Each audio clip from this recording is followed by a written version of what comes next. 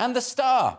Crazed seagulls are so last year. This is Psycho Owl holding us hostage. That is the town being terrorised by a randy owl. And those are your front pages. And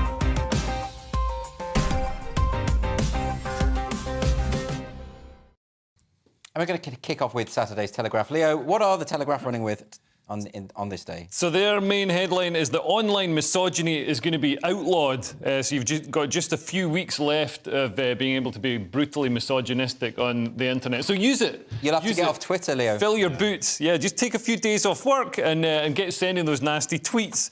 So Michelle Donnellan, who's the Culture Secretary, is understood to believe that the Online Safety Bill has the power to stamp out attacks on women on the internet. And obviously, you know, women do get a hard time on the internet, as they do in real life. But the trouble with the Online Safety Bill, people are seeing it, using it as a sort of panacea for all evils, but it's really vaguely worded. It lacks clarity, lacks details over its scope or who's going to pay for it. And it's going to criminalise pretty much anything. You know, it's so vaguely worded. They've got this term legal but harmful, which could mean anything. Well, they have taken the legal but harmful clause out of the bill. Oh, right. But they're still using the phrase every now and then when it comes to the discussions around the online safety bill. But Scott, the point about this is that how do we define misogyny, homophobia, racism, etc.? Because these words get thrown around an awful lot now by people. Yeah. And so how do we know whether they're accurate?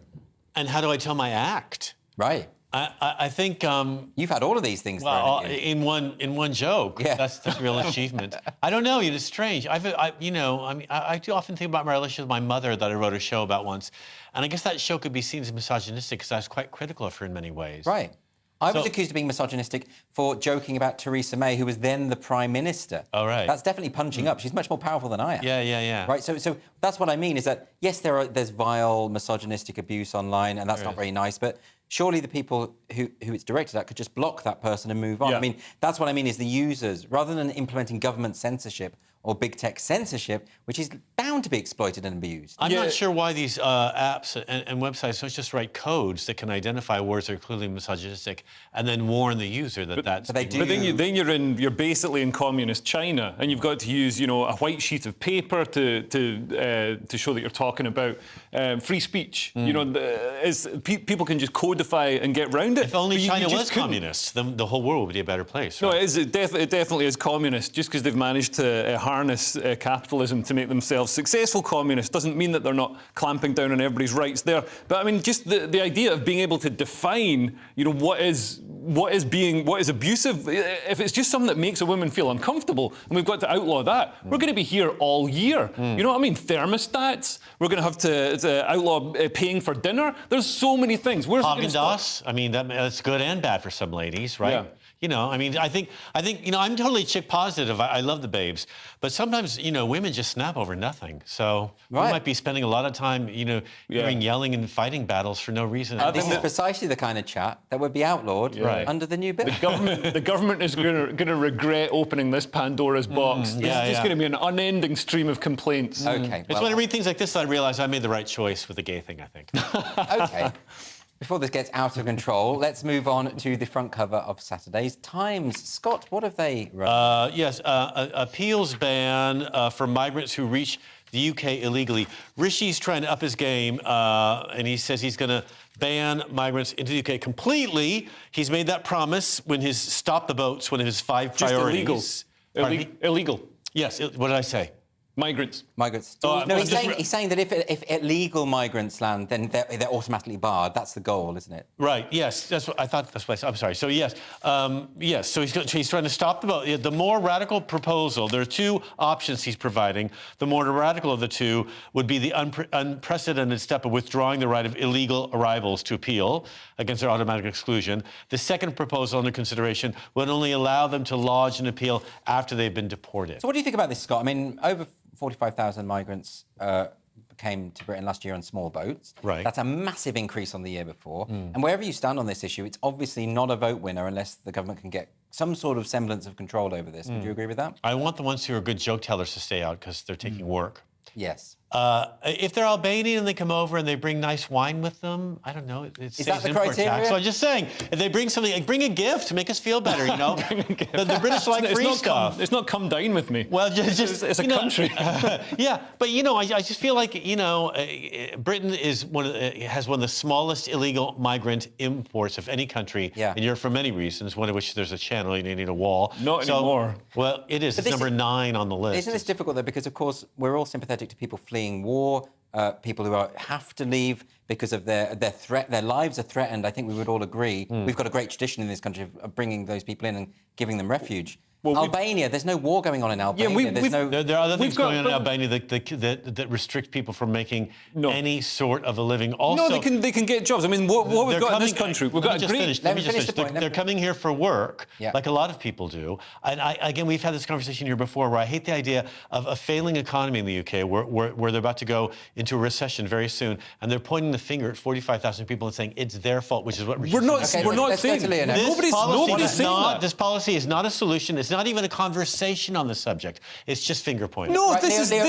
let's have your say now. This is to stop the 45,000 people who are coming here illegally. We take over 1 million legal migrants. We took over 1 million legal migrants last year, so you can't say Britain isn't doing its bit. And Britain's got this great tradition of actually managing itself and running a country that's stable and has equal rights and rights of the individual. Whereas people are coming from countries that don't have that, and I wish people would put more effort into making their own countries like a Western liberal democracy. That would be better for everybody. But this is just doing what so many sensible countries do, like Australia, and it stops the illegal, dangerous migrant crossings that lead to deaths. What do you make of Scott's point, though, that this is an example of scapegoating, that people are basically saying it's their fault that we are in such an economic... Nobody's saying that. Like, I've never heard somebody credible say that. Well, the economy's not doing great, and Rishi but it's nothing to do with this. Then we agree.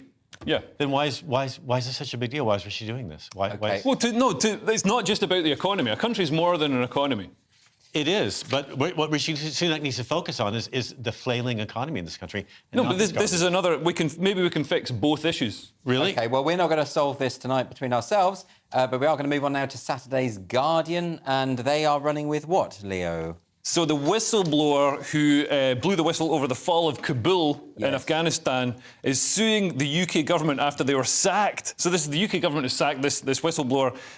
She says in her first interview since she lost her job, she said that the government's Afghan withdrawal strategy had been shaped by political concerns back home, with ministers more focused on media coverage and the political fallout than saving lives. And this is someone in the civil service. This is someone in the civil service. But I mean, that's politics. Obviously, anything that the government does and directs its departments to do is to make them look good and to give them some sort of political advantage. Obviously, it was it totally didn't work with Afghanistan. Don't you think there needs to be some sort of protection for whistleblowers in certain circumstances when it comes to the civil service? Yeah, and it does sound like as if the Foreign Office previously, the top apparatchiks, the mandarins, whatever, would stand up for the civil servants, and now they're much more politicised. They're appointed by the Prime Minister or whoever's in power, and then they're working for that politician rather than working for the civil servant. Which, of course, is not what the civil servants are meant to do. They're meant to be impartial. Yeah. And they're clearly not at the moment. What do you think, Scott? I think it's a mess what happened in Afghanistan, the way we pulled out, both teams, American and UK. It was terrible. And we put all those people's lives at risk. And I think there's been a lot of murder that we're not even hearing about that's happened so far. Absolutely. Yeah, it is a terrible situation. We're going to move on, though, to the front cover, slightly lighter story now. This is the front cover of Saturday's Daily Star. Well, I say light. Right. What do you think of this, Scott? Well, Randy, they called it, there's a Randy Psycho Owl. I thought at first his name was Randy, but he is. And he's terrorizing a town in the West Midlands because he can't find love. And they think that's why he's... No, he's attacking. The owl is attacking lots of residents, holding them hostage. He is. How do they know his motives? He's drawing blood, and they think the angst and the anger is like, how when guys get angry and they do So someone psychoanalyzed this owl and confirmed that it's about a high libido. Well, they're night creatures. They're very romantic. Have you ever raised an owl? Have been living in your house? I've never had an owl in my house. I have. I've had an owl in my barn.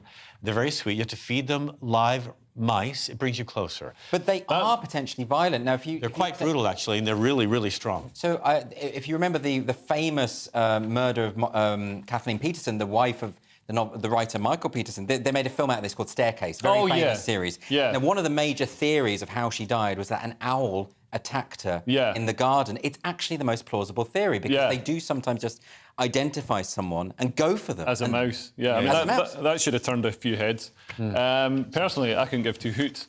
But yeah, they're big as well. A 5-foot wingspan. They are dangerous. They're really powerful. And again, they attack at night so people don't see them. They're not aware. Yes. Oftentimes they're drunk. Also, they're attracted to smell like most animals. So if this woman you're speaking about was wearing some sort of cologne or scent, then it was her fault. Yeah. Okay, bit of victim blaming there. Well, a little in this bit. section. Thank you, the mouse. Scott. That is the front pages dealt with, but after the break, Chinese weather balloons, those two talk footsies, and one of my favourite topics, maternity leave. See you in a minute.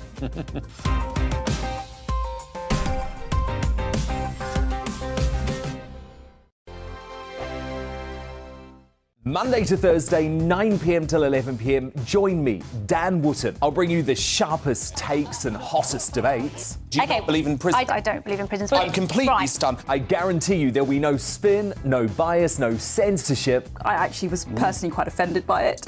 And no reason to go to bed. So I guess they've always been quite woke. That's Dan Wootton tonight on TV, radio and online. Monday to Thursday from 9 p.m. till 11 p.m. on GB News, the People's Channel, Britain's news channel. Hello, I'm Michelle Dewberry, and you can join me every weekday 6 till 7 on Jubes and Kerr. You're an inspiration to us all. Clip that bit up. Well, you are. That's my ringtone. My political ambitions those days are gone, I can tell you. She's only teasing. Go on. He's probably going to want to lay down now. I'll give him 2 minutes to have one. Let's respectfully disagree. That's what we like on Jubes and Kerr. Come and join us. GB News, the People's Channel. Michelle Dewberry, weekday evenings at 6 o'clock. I'm Andrew Doyle. Join me at 7 o'clock every Sunday night for Free Speech Nation, the show where I tackle the week's biggest stories in politics and current affairs with the help of my 2 comedian panellists and a variety of special guests. Free Speech Nation, Sunday nights from 7 on GB News, the People's Channel, Britain's news channel. I'm Michael Portillo. Join me on GB News on a Sunday morning for topical discussion, debate, arts and culture, and sometimes even ethical dilemmas. I don't always agree with you, Michael. Michael Portillo, Sundays on GB News, the People's Channel, Britain's news channel. He's the king of breakfast TV, and he's back. Eamon Holmes, back on the TV with me this morning. Even remember my name. I know, it's been 4 months. You have holy water by your bed? Oh, yes. Already to bless. Oh, Eamon. Oh. Why do you not believe anything I say? Eamon Holmes back on GB News Breakfast at 6 a.m. This year on GB News, we've got brand new members in the family. Join us. Across the entire United Kingdom, we cover the issues that matter to you. GB News will always stay honest, balanced and fair. We want to hear whatever is on your mind. And we don't talk down to you. The establishment had their chance. Now we're here to represent you. Britain's watching. Come join us on GB News, the People's Channel, Britain's news channel. We are GB News, the People's Channel. and right across the United Kingdom. You can find us on Sky Channel 512. Virgin Media Channel 604. Freesat Channel 216. Freeview Channel 236. And YouView, Channel 236. You can also take us with you on DAB Plus Radio. With the GB News app and at the website gbnews.uk. We're absolutely everywhere. Come join us on GB News, the People's Channel, Britain's news channel.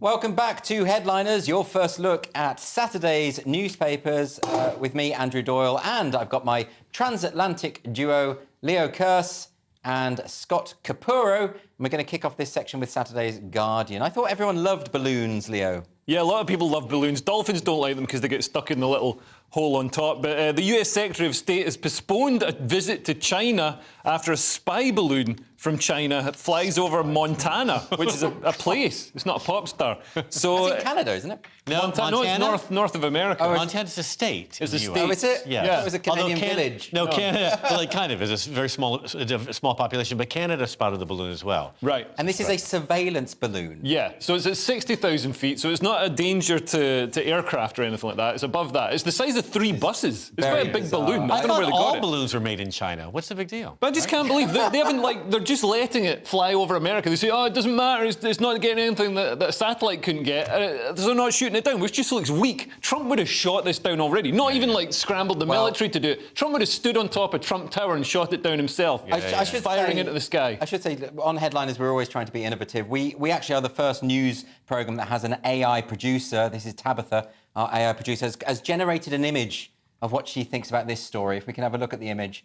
There we go. There it is. It's interesting. I mean, Tabitha will be producing some images through the show. Yeah. I mean, this is an odd story. Xi Jinping. That's obviously not at 60,000 feet. Is it not? Yeah, no. But what, if you were going to spy on another country like that, and particularly with China's technology and that kind of thing, why on earth would you send a balloon? What would be the... Because they're putting themselves in the headlines and they're saying, forget about Russia for a while. We're still here. We're still big boys. They're still at the table. They can get all this information right from satellite. They have hundreds of them in space. Google Maps. That too. Or one of their cousins. A lot of Chinese people live there. Just take up photos and stuff. You get the same information. I think that they just wanted... They felt forgotten. Does this mean, though, that China... I mean, look, we've had a lot of examples recently of tensions escalating somewhat between China and the US. I mean, is this just the latest in that? Is this one of those stories that historians will look back and say, yeah, this was the crux before the war? I don't think it's going to be the crux, but it's certainly, I mean, this is just another one of these incidents, like China firing missiles over Taiwan. So, Taiwan's becoming this sort of, this hotbed of, well, it's been that for decades, this key thing that China wants to invade and take back, but they can't do it. They're 10 years away from being militarily capable of doing it. And they'll never get there because now, now China's, it's over that demographic curve where they'll have enough people and a big enough economy. OK, still a bit of a worry, but we're going to move on to Saturday's Times now. And who doesn't love a student that knows their worth, Scott? Oh, right. More than 99% of affected universities have given no compensation for the drop in teaching quality during the pandemic. Apparently, there's 80,000 students are taking part in a mass legal action against universities in the UK seeking refunds for the lack of in-person tuition. A lot of these kids, artists, sculptors, kids that were studying law that needed to get, study time in court. Yeah. They spent their 3 years at university sitting in their bedroom watching a PowerPoint presentation. My husband's one of those people. He got his law degree during the pandemic, and it was absolutely terrible. All the things the university had promised him, none of them happened, including, job placement and all that. And he's not pursued it. But he and I, that's probably because I'll end up paying for it. But he and I, we're different people. I would have been in line pursuing it definitely if I was one of these students. I'd be furious. I mean, people are paying an awful lot of money for their studies. I think this is a very reasonable thing, isn't it? I must say, too, the teachers, I saw some of Edson's lectures over his shoulder. I was listening to the teachers were quite defensive. And some of them, the universities themselves, had not come up with any sort of plan to take care of something like this. You'd think they would have had something in mind, but they had nothing. So that first year was absolutely treacherous, really. Leah, what do you make of this? I mean, look, surely if people pay for a degree and they expect to have, tuition, face-to-face tuition and lectures, and none of those things happen, then surely they've got a case. Oh, absolutely. I mean, and especially, for some of the people who are studying art, it doesn't matter so much because that's a pointless degree. But some of the other degrees, like Caitlin, she's 25, she spent £27,000 on a cognitive neurosciences degree, and she was, trying to learn it over these, wobbly PowerPoint slides where she can't see the buttons. I mean, imagine her operating on your brain or whatever cognitive neuroscience person does. Did Tabitha have an image for this one? I'm not so sure. Well, if she did, I just saw the refunds that have been paid so far total 1.5 million, and with the number of students in the UK, that equals about 1.2 per student. I think that's an unfair image, by the way, that she's come up with there. I don't think that kid gets £1.20 for their education. That's what it's worth. It's basically this. I mean, this is unfair, I think. Anyway, we're going to move on to some economic news from Saturday's Telegraph. Is this as exciting as it sounds, Leo? So the FTSE 100 index, which is the leading share index in the UK with all our biggest blue chipest companies, has hit a record high. But apparently British stocks are still cheap if you want to invest in Britain. So the 12-month forward price to earnings ratio of 10.6. This is getting a bit into the nitty gritty. But basically at 10.6, companies are just valued at 10 times or 11 times their forward earnings, which is around about a third lower than companies that are based, outside the UK and on stock markets in Germany or in America or whatever. So, if the UK catches up and the value of the shares realises the value of the companies, then we could be in for a further big surge. So even though we're hitting record levels, there's still some time to go. And the reasons it's not, the reasons UK companies are being held back is because investor sentiment has been hit by Brexit apparently, and also worries about the UK has over the last few years been slightly more economically chaotic than normal with Liz Truss and everything. So the supply chain is terrible, and you're about to we're about to go to a negative economy determined by the IMF. That's why stocks in the UK. They were wrong. They said it was going to happen last year, and it didn't. So well, we'll see. The stocks are easily spooked, aren't they? And the stocks are cheap because Britain's not doing well. That's why. Well. Okay. I hate to say it. I mean, I live here too. Scott, damning indictment, and fair enough. Anyway, we're going to move on to the Independent next. And our UK athletics on track for fairness? They're gonna ban trans women. The UK said the UK athletics is backing a ban on trans women from female competition. Not quite, Scott, because they're going to have an open category. But that's for men and anyone else. That's like the LGBTs. We'll take anybody. We're desperate for conversation. I'm going in that category. Well, yeah, you will, because you're the guy, and then you're going to be next to a guy who's got, new boobs. What are we going to do? What's that going to mean? Scott, but don't you think this is obviously fair insofar as women's sports? Yes. If they're competing against someone who's been through male puberty, there are quite significant advantages. But if it's a near tie, let's say I'm doing a race, it's a near tie, and I'm next to some chick with nice ones, the judges are going to give it to them because they got nice ones, not me. They got an advantage, the trans. I don't think that's how they measure the winner of a race. They're out. There's a trans advantage, as we say in sport. I think we all know about this, those of us who compete still. Yeah. I'm on a swimming team, and I don't know why. You actually? I used to be. Okay. About 30 years ago. But I don't know how I would, compete against. I feel bad. Like, swimming is very competitive. It's very brutal, actually, in the water. And I don't want to bang it away at a chick next to me while I'm swimming. I feel bad about it. You raised that. I mean, what about the very famous case of Leah Thomas? And Leah Thomas being the American trans swimmer who was ranked something like 590. Yeah. Shoulders as wide as an owl, that one, too. Transitioned and was number one. Yeah. What an amazing improvement. Well done to that woman. Yeah. It just shows women are getting better and better all the time. But interestingly, the legislation in the UK, I think we can all agree that transgender women has made women's sport a lot more interesting.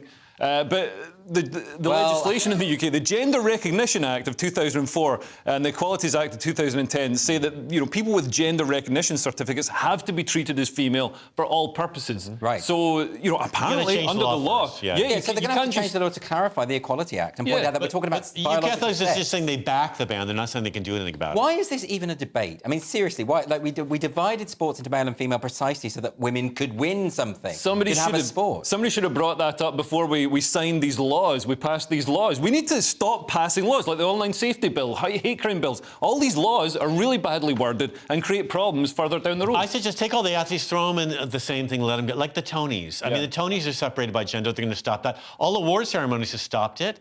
It's just not fair. Make a free-for-all. Yeah, and then the men will win everything. Get a football match going. Maybe not volleyball. Put babes and studs out there and let them kick each other. Let's see what happens. Okay, well, that's Scott's idea. I'm not so sure I agree with it. Survival of the fittest. But who better to talk about this one from Saturday's Guardian than Leo Kearse? What's this one? So there's going to be another law. They love passing laws to extend maternity protections. It's going to be passed in the House of Commons. And if it goes through the Lords, firms won't be able to make women redundant from the moment their pregnancy is disclosed until the child is 18 months old.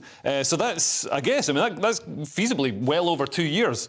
So at the moment, apparently, at least 54,000 women a year are pushed out of the workforce after becoming pregnant. So but is that because they become pregnant? Yeah, that's the thing. Well, yeah, because if you're pregnant, that's you out of the workforce for a while. You're not going to be able to, for 6 months, for a year, or whatever. You're not going to be able to pick up your work and do it, even if you're working from home. I mean, my wife is going through this she's working for a great company that fully supports and abides by the law and stuff. But she's going back to pick up the work because you have to. But a lot of women want to work during their pregnancy. They do. A lot of didn't Catherine Hammond direct two of her films when she was pregnant? A lot of women say that actually it inspires them to work harder. After during the actual birth and after the birth, you can't really work. No, of course. That baby but actually that law's comes out. Already in place in the UK. It has been since 2019 yeah, at but the least. problem is, it's not long enough. You don't. I mean, 18 months. It's not like the baby can like work a microwave after 18 months. So you know, it can't look after itself. So I mean, and as a society, we need more children. So it's good that the government is doing this, but could it make employers more wary of hiring women in the first place? Well, I probably might. Yeah, I mean, because if they think, well, if she gets pregnant, that's, you know, that could be her. I'm going to be paying for 2 years for her to be at home. But what if you're not pregnant, but you say you are to get away by being really bad and not getting fired? That's a great idea. Yeah, exactly. Wonder, you could do it. Maybe I could get away with it. Yeah. Right, we're going to take a break. Jumper. A pregnant pause. Now, we've got to take a break now. After the break, we're going to be talking about how to solve Scott's sex drive, whether dead women should have babies, and why drugs are good, apparently. See you in a minute. Dead women are hot.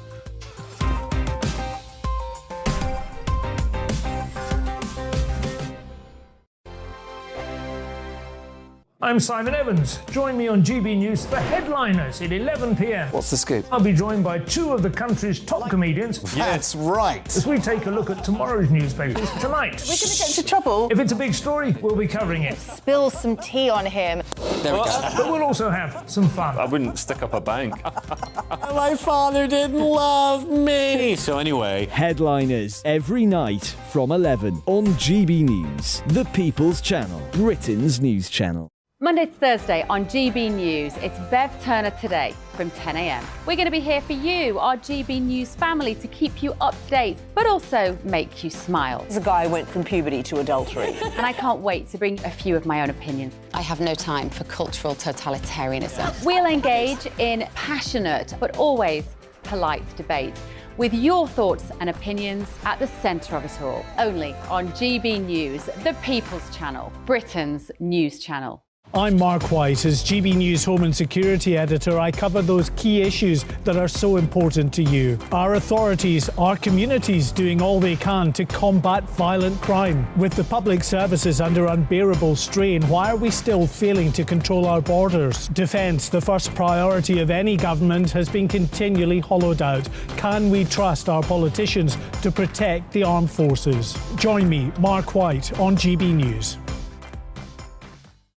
We are GB News, and we'd like to say thank you to each and every one of you for bringing us your conversations, for helping our great nation find its voice. We are here for you on radio, television, and online, across England, Scotland, Wales, and Northern Ireland. It's not the BBC, you know, you actually get your facts right. We are proud to be GB News, the People's Channel, Britain's news channel.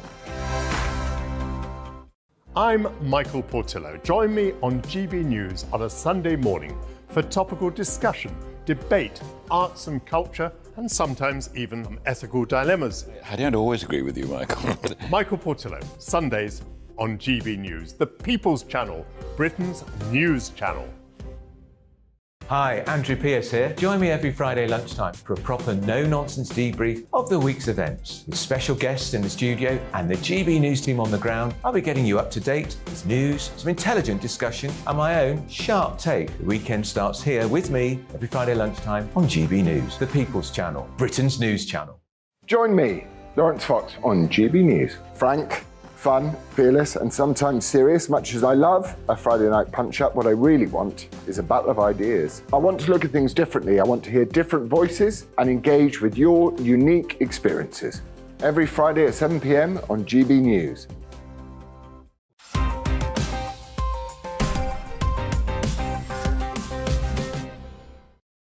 Welcome back to Headliners, your first look at Saturday's newspapers. We're going to go to The Times now.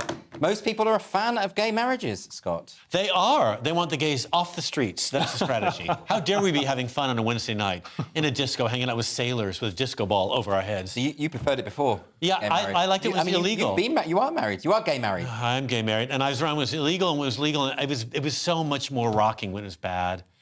All those married men crying on my lap. Now everybody's so like this about it. They want us married because they want us in Sainsbury's on a Sunday. Chicken or fish? Chicken or fish? I'd rather cut my wrists. Anyway, The Church of England is all wishy-washy on it. One day they're into it, one day the next day one day a priest is into it. He's had his heart broken. The next day he's all mad about it. Well, they're saying they're not going to marry gay couples.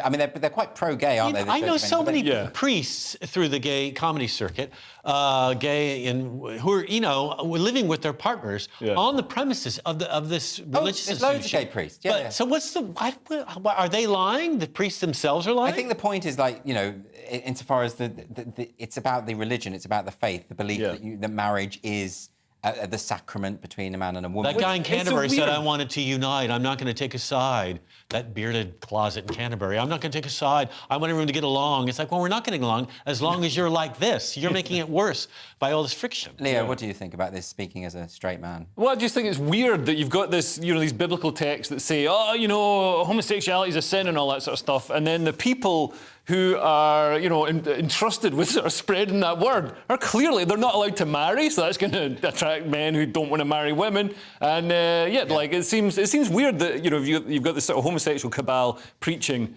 homophobia. In the Catholic Church, they marry Jesus. Gay. It's already gay.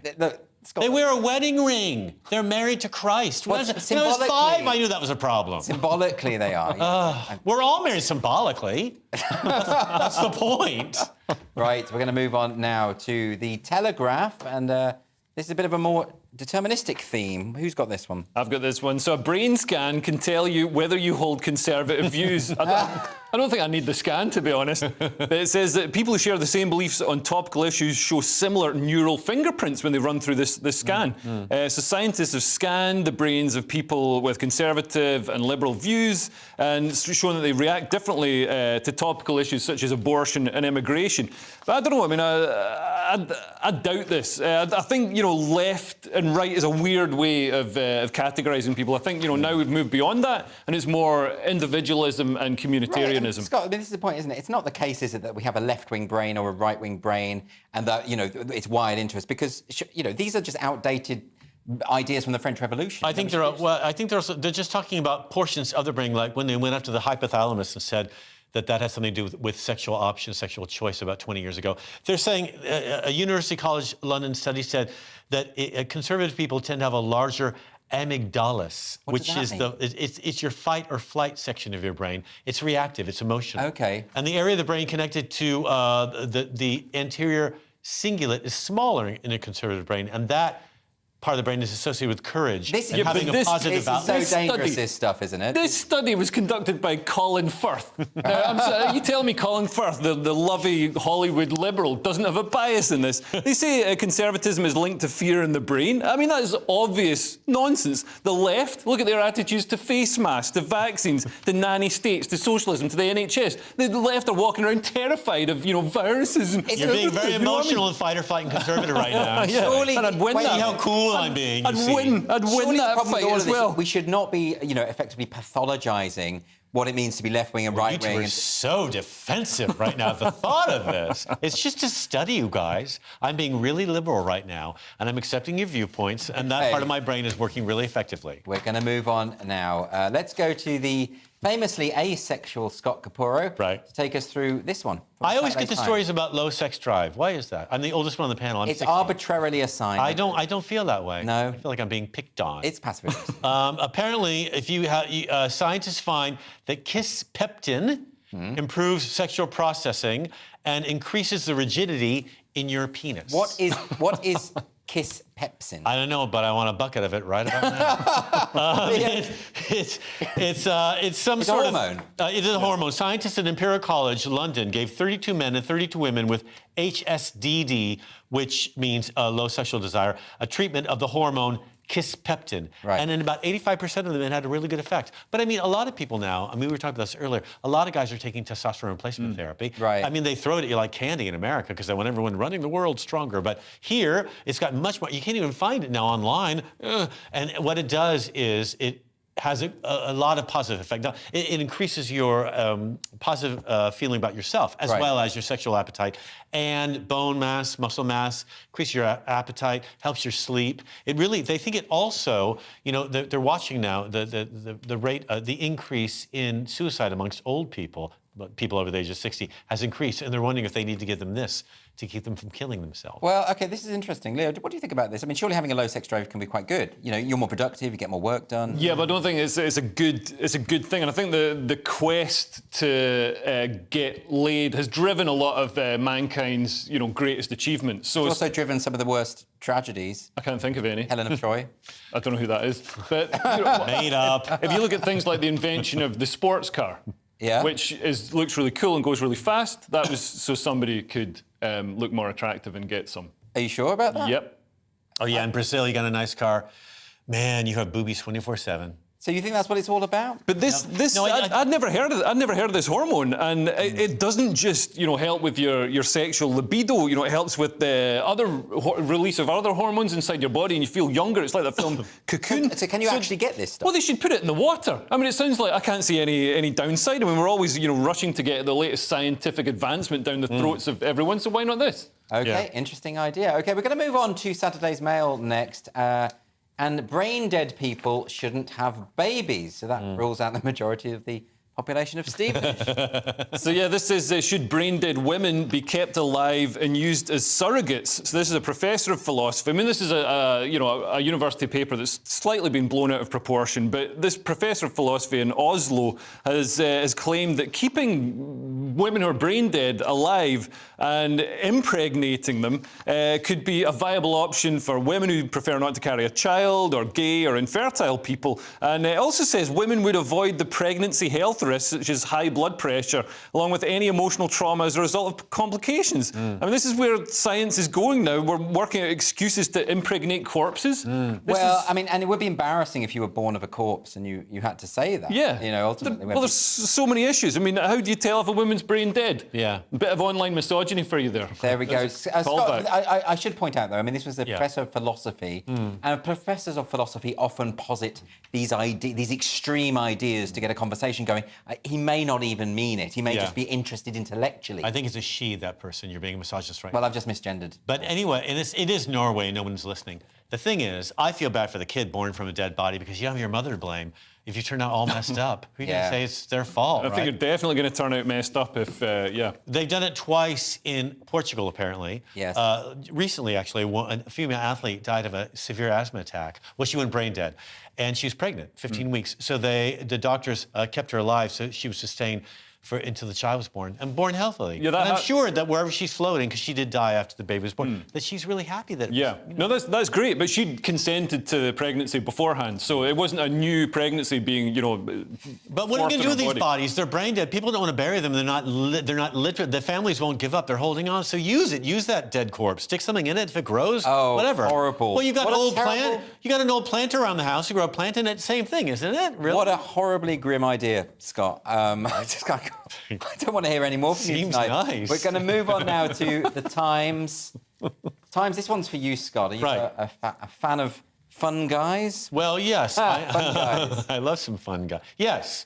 I'm a fan of MDMA powder. And maybe the teenager I was, very popular. You're not endorsing drugs there, right? No, but they're giving magic mushrooms in Australia to people who are all messed up in their heads. And this is completely legal, right? Which is weird, because Australia is such a conservative country. It's been a real shock to most of the medical industry in the world. Yes, that is strange, isn't it? But they got a lot of messed up people wandering through the desert, and they're going to give these mushrooms and hopefully make them productive, because it's helping people put thoughts together. So only psychiatrists, obviously, can assign these drugs, which is different from 1978 when I got them when I was 15, and my mom's boyfriend gave them to me. But anyway, now you need a psychiatrist, and it will make you be able. It gives you more creative cognitive response. Oh, but doesn't it make people just hallucinate and see all sorts of ridiculous things as well? I mean, we should not be encouraging or legalising this kind of stuff, should we? But it's a cathartic experience as well, and I've heard you feel much better afterwards, and you feel like... You've heard? Who told you that? Yeah, some people. Little goblins. But I mean, it's not just Australia that's doing this. They're doing research on it in the UK in the as US well. too, yeah. So they've got licenses to do it, not to legally prescribe it as a general course for psychiatrists or whatever. Yes. But certainly some people are running. It's a Schedule 9 prohibited drug. I don't know what that means, but apparently that's on the same line as heroin.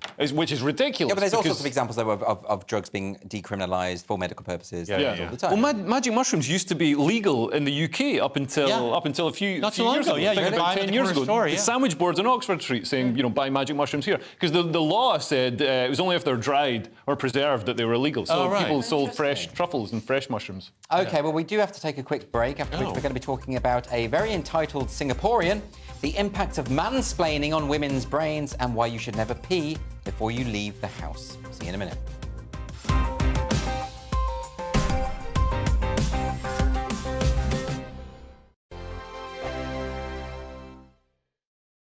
Here on GB News Live, we'll be keeping you in the picture, finding out what's happening across the country and finding out why it matters to you. We'll have the facts fast with our team of reporters and specialist correspondents. Wherever it's happening, we'll be there from 12 noon on TV, radio and online. GB News, the People's Channel, Britain's news channel. I'm Andrew Doyle. Join me at 7 o'clock every Sunday night for Free Speech Nation, the show where I tackle the week's biggest stories in politics and current affairs with the help of my 2 comedian panellists and a variety of special guests. Free Speech Nation, Sunday nights from 7 on GB News, the People's Channel, Britain's news channel. Join me, Patrick Christie's, Monday to Friday, 3 till 6. We tackle the day's news agenda like you've never seen before. It's high tempo, high octane, the most controversial topics, and the best guests. You will not be able to take your eyes and ears off it. I'm not afraid to ask the questions that you really want answered. 3 till 6 p.m, Monday to Friday on GB News, the People's Channel, Britain's news channel. Join me every Sunday at 6 p.m. for Gloria Meets. In exclusive interviews, I'll be finding out who our politicians really are and what they really think. It's something that you would never want anyone to suffer. I didn't know what channels there were. I didn't think I'd be believed. I must have weighed about 7 stone and I'm 5'8". My instincts was to sort of cover this up. I mean, clearly that was a mistake. Join me every Sunday at 6 p.m. on GB News, the People's Channel, Britain's news channel. We are GB News, right across the nation. You can get us on television, on radio, on digital. We're absolutely everywhere. Amazing! You see, amazing! You remind me of me in the European Parliament. But here's the most important bit. We are not part of the mainstream establishment. We think and speak just like you do. We are the People's Channel. Magnificent. That's really, really thoughtful. Come and join us on GB News, the People's News Channel. Monday to Thursday, 9 p.m. till 11 p.m. Join me, Dan Wootton. I'll bring you the sharpest takes and hottest debates. Do you not believe in prison? I don't believe in prisons. I'm completely stunned. I guarantee you there'll be no spin, no bias, no censorship. I actually was personally quite offended by it. And no reason to go to bed. So I guess they've always been quite woke. That's Dan Wootton tonight on TV, radio and online. Monday to Thursday from 9 p.m. till 11 p.m. on GB News, the People's Channel, Britain's news channel. This year on GB News, we've got brand new members in the family. Join us. Across the entire United Kingdom, we cover the issues that matter to you. GB News will always stay honest, balanced and fair. We want to hear whatever is on your mind. And we don't talk down to you. The establishment had their chance. Now we're here to represent you. Britain's watching. Come join us on GB News, the People's Channel, Britain's news channel.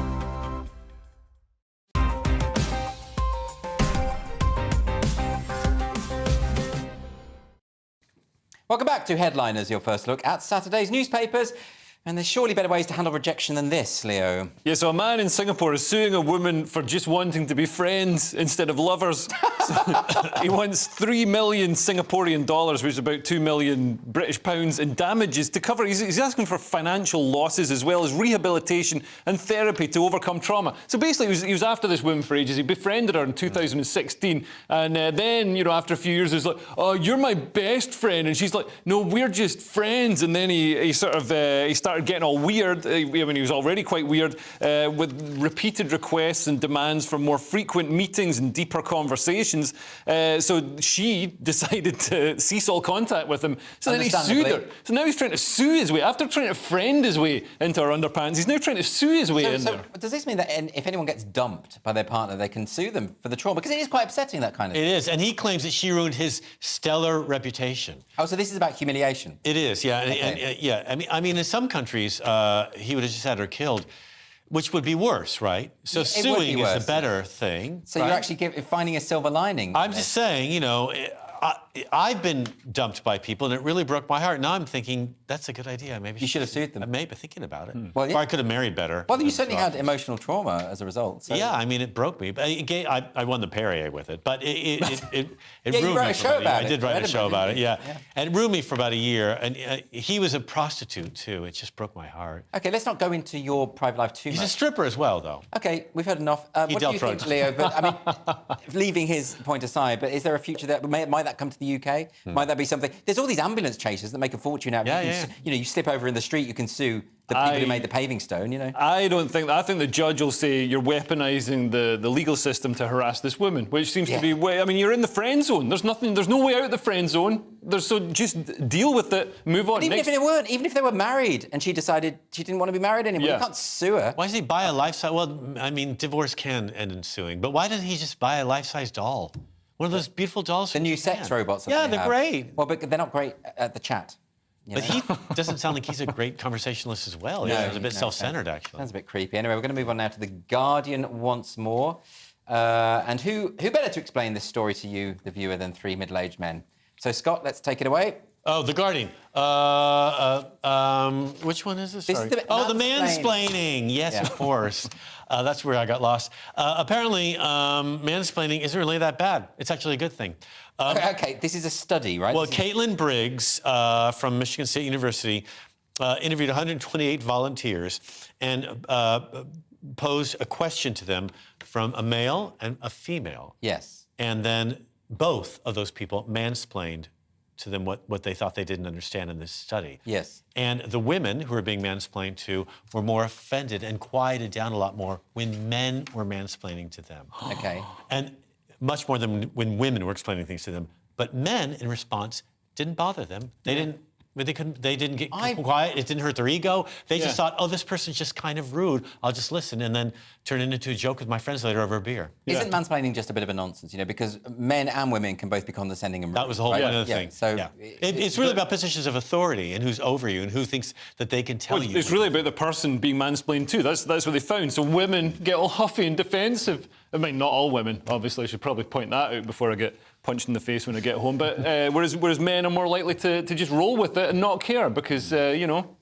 So either that or men are used to being mansplained to anyway, in positions of applying for jobs or asking questions. They're just used to it, so they don't really care. We've got a word for it. It's called explaining. Yeah. The problem is that women spend a lot of time with children, and I find that they start to talk like kids a little bit, like saying like OMG and LOL, and so I think they are used to talking down to kids. So and they're used to making all the rules. Like on Mumsnet, they're used to threatening each other's lives. So I think when they go to apply for a job and the guy tells them what the job's about, I think they get offended because the guy's not saying, Mommy, can you? Mansplaining does upset people. Our AI generators created that about mansplaining, and obviously we just entered the word mansplaining into the AI, and that's what they came up with. So that's so hot.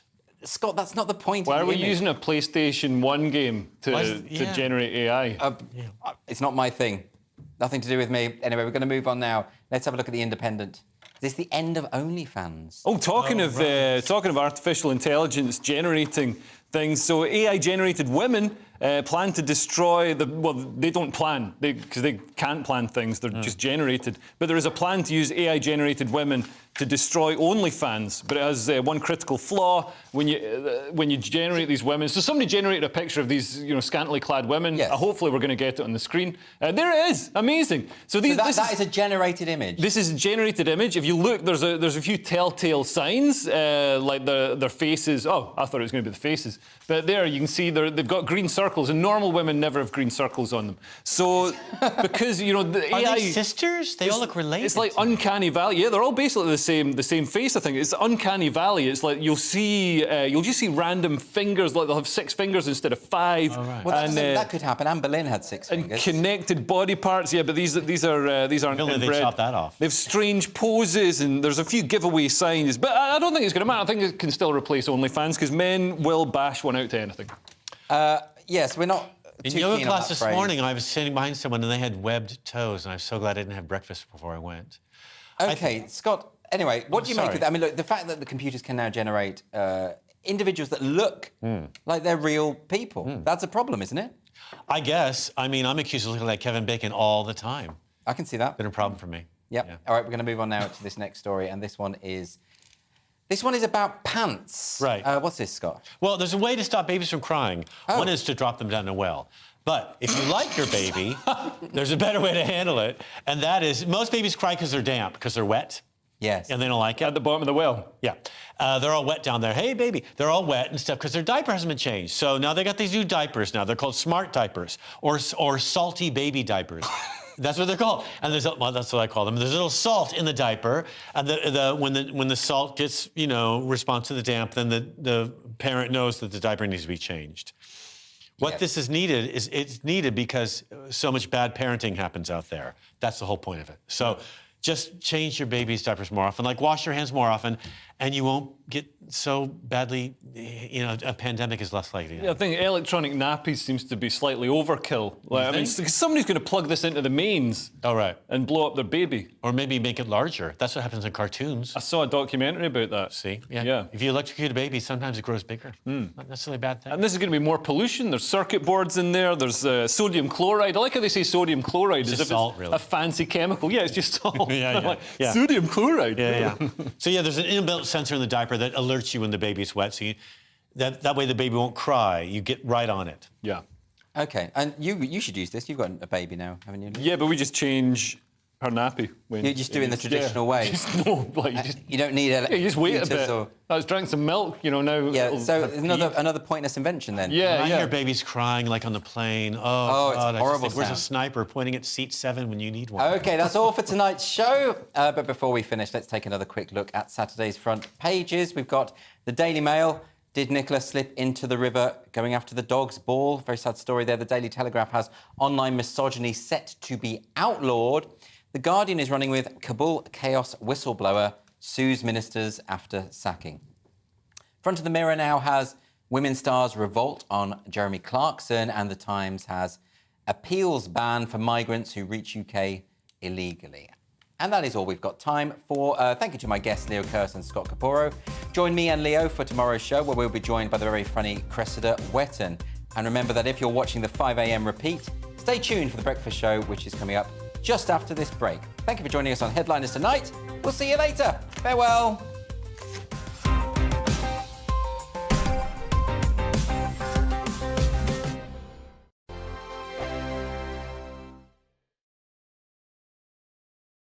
We are GB News, the People's Channel. And right across the United Kingdom. You can find us on Sky Channel 512. Virgin Media Channel 604. Freesat Channel 216. Freeview Channel 236. And YouView Channel 236. You can also take us with you on DAB Plus Radio. With the GB News app and at the website gbnews.uk. We're absolutely everywhere. Come join us on GB News, the People's Channel, Britain's news channel. Join me, Nana Akue, Saturday and Sunday afternoons on GB News. Expect fiery debate and passionate discussion as me and my panel tackle some of the biggest topics hitting the headlines. It's a place for everyone's opinion. No one gets cancelled, but no one gets an easy ride. Oh, she's on it today! Be ready for conversations that are fierce, frank, and of course, fun. Every Saturday and Sunday afternoon from 4 p.m. on GB News, the People's Channel. Join my show Farage, 7 p.m. till 8 p.m. Monday through Thursday. And there you will get opinion, analysis, debate, and I'll cover stories that nobody else dares to touch. You've been cancelled. Join the club. Oh, my goodness me. And then for the last 15 minutes, talking pints. We're over a drink. We have a civilised conversation with someone. We very often disagree, but we do it in a grown-up way. Come and join me on Farage. Hello there, it's Eamon Holmes here from Breakfast on GB News. We're not just on your television and your screens, you know. We're on DAB plus digital radio, so you can listen to your favourite shows on the move. If you've not yet listened to GB News Radio, it's very simple. We're on your radio player and TuneIn apps, on your smart speaker, phone or tablet, or online at gbnews.uk. Take us with you wherever you go. GB News Radio. You never have to miss a moment of the People's Channel. Hi, Andrew Pierce here. Join me every Friday lunchtime for a proper no-nonsense debrief of the week's events. With special guests in the studio and the GB News team on the ground, I'll be getting you up to date with news, some intelligent discussion and my own sharp take. The weekend starts here with me every Friday lunchtime on GB News, the People's Channel, Britain's news channel. Join me, Lawrence Fox, on GB News. Frank, fun, fearless, and sometimes serious. Much as I love a Friday night punch-up, what I really want is a battle of ideas. I want to look at things differently. I want to hear different voices and engage with your unique experiences. Every Friday at 7 p.m. on GB News. We are GB News, the People's Channel. Why not take us home with you by visiting the GB News shop at gbnews.store. You'll find all the official merchandise, a really good present actually for yourself, your friends or your family.